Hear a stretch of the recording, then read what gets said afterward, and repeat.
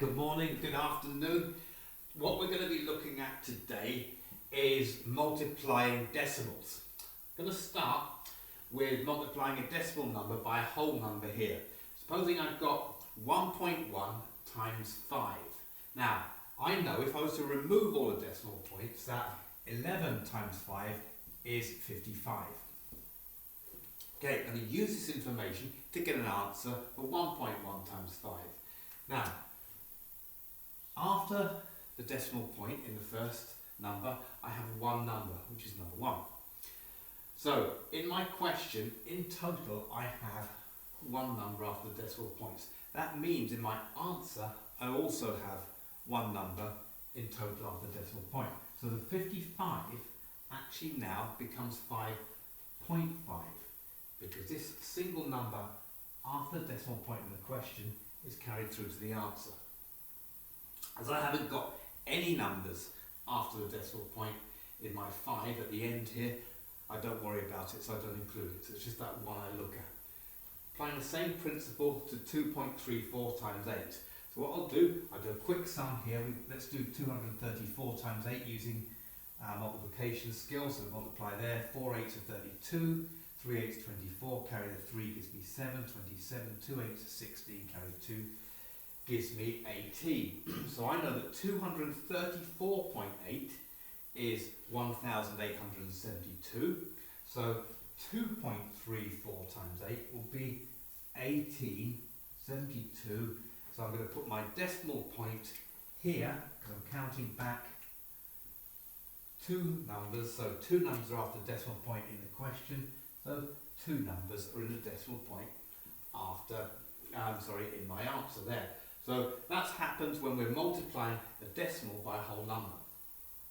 Okay, supposing now, let's move up a gear, that we've actually got two decimal numbers multiplied to be multiplied together with each other.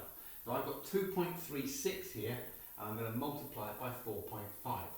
The first thing I do is just do the sum without any decimals in it whatsoever.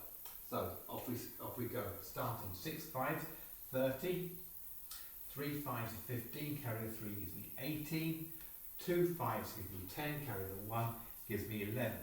Remembering, when we're using a long multiplication, we're timesing this by, not by 4, but by 40. The first thing we always have to do here on our second line is put the 0 in. So 6 4s then, 24, 3 4s give me 12, carry the 2 gives me 14, 2 4s give me 8, carry the 1 gives me 9. Finally, we add the two numbers up together to give me a 0 here. 8 and 4 gives me 12, 1 and 4 gives me 5, carry the 1 gives me 6, and 1 and 9 gives me 10. So, my answer to 236 times 45 is 10620. Let's go back to my question now. I've got how many numbers after the decimal point in total? Well, I've got 2 here, and I've got 1 here, which means in my answer, I've got to have 3 numbers after my decimal point.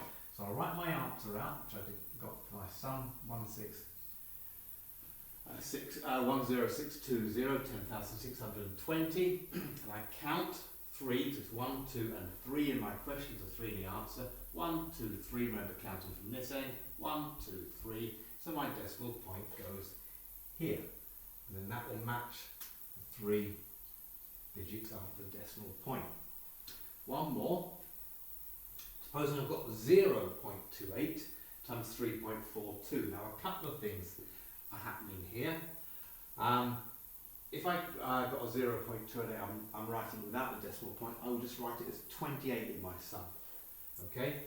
The second thing is if you notice that the number with 3 digits is after the number with 2 digits. That'll make things a little bit complicated when we multiply things. So what we can do, we can actually write this number first because it's got more digits in it than that number there. And that will keep our sums working nicely. So let's have a go at this one now. So 2 8s in are 16, the 1 there. 4 8s 32, carry the 1 33.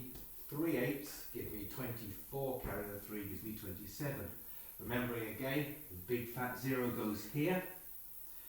2 2s are 4, 4 2s are 8, and 3 2s are 6. Add the 2 together, 6, 7, 5, 15 and 9. So 28 times 3, 4, 2 is 9, 5, 7, 6. I've actually got 4 decimal points, numbers after decimal point here. I've got 2 here, I've got 1, 2, 3, 4. So this one here is going to be, I've got my 4 numbers here, so I'm going to write them 9, 5, 7, 6. So here in fact, I'm going to have my decimal point here with the 0 in front of it. So that gives me 1, 2, 3, 4 numbers after the decimal point. That's one of the more trickier ones. However, here's an introduction to multiplying numbers together when decimal